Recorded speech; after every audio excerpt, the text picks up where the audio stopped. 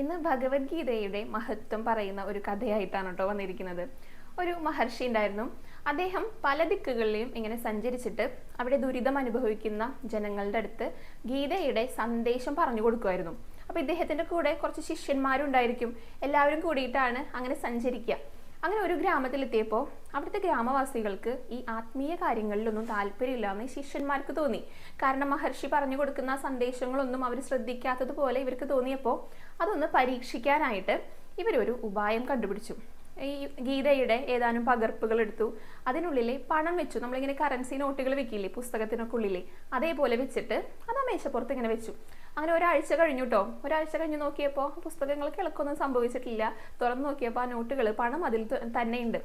അപ്പോൾ ഈ ശിഷ്യന്മാർക്ക് മനസ്സിലായി ഈ ഗ്രാമവാസികൾ ഇതൊന്നും എടുത്ത് വായിച്ചു നോക്കിയിട്ടില്ല, അങ്ങനെ ആത്മീയ കാര്യങ്ങളിൽ ഇവർക്ക് താല്പര്യമില്ലാന്ന് ഇവർക്ക് മനസ്സിലായി. ഇത് അതേപോലെ ഗുരുവിൻ്റെ അടുത്ത് പോയി പറഞ്ഞു. ഗുരു ആകട്ടെ ഇവരോട് ശാസിക്കുക ചെയ്ത്, വിഡ്ഢികളെ എന്ന് പറഞ്ഞിട്ട്. കാരണം ഈ ഭഗവത്ഗീത ഒരിക്കൽ കാണുകയോ സ്പർശിക്കുകയോ വായിക്കുകയോ ചെയ്യുന്നവരുടെ ഹൃദയങ്ങളെ അത് ശുദ്ധീകരിക്കും. ഈ ഗ്രാമവാസികൾ അത് വായിച്ചിട്ടുണ്ടെങ്കിൽ അത് വായിച്ചു നോക്കും, അത് ഭഗവാനാണെന്ന് മനസ്സിലാക്കിയിട്ട് ആ വായന അവർ പൂർത്തീകരിക്കുക ചെയ്യുക. അതിനുള്ളിലുള്ള പണം മോഷ്ടിക്കാൻ തക്കം അവർ പ്രകോപിതരാകില്ല. അതാണ് മഹർഷി പറഞ്ഞു കൊടുക്കുന്നത്. അത് മനസ്സിലാകാത്ത നിങ്ങൾ വിഡ്ഢികളാണ്. നിങ്ങൾ അവരെ പരീക്ഷിക്കാനായിട്ട് പലതും ചെയ്തു. അതിന് മുതിരാതെ നിങ്ങൾ സ്വയം ഭഗവത്ഗീത നന്നായി മനസ്സിരുത്തി വായിക്കൂ എന്നാണ് ആ മഹർഷി പറഞ്ഞു കൊടുക്കുന്നത്.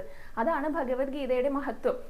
ഒരിക്കൽ ഭഗവത്ഗീത വായിച്ചു കഴിഞ്ഞാലേ അത് വായിക്കുന്നവരുടെ ഹൃദയങ്ങളെ അത് ശുദ്ധീകരിക്കുക ചെയ്യാം.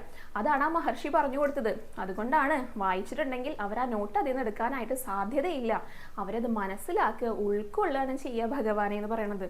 ഭഗവാൻ എന്ന് പറയുന്നത് ഭഗവത്ഗീതയാണ്. കൃഷ്ണൻ, അതായത് നമ്മുടെ ഭഗവാൻ, ഭഗവാന്റെ രൂപം, ഭഗവാന്റെ നാമങ്ങൾ, ഭഗവാന്റെ ശബ്ദം, ഭഗവാനുമായി ബന്ധപ്പെട്ട എല്ലാം ഭഗവാൻ തന്നെയാണെന്നാ പറയുക. ഭഗവത്ഗീത ഭഗവാനാണ്.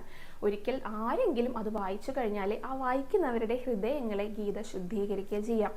നമ്മളിപ്പോൾ ഭഗവത്ഗീത ഒരാൾ ഒരിക്കൽ വായിച്ചു എന്ന് വിചാരിക്കാം.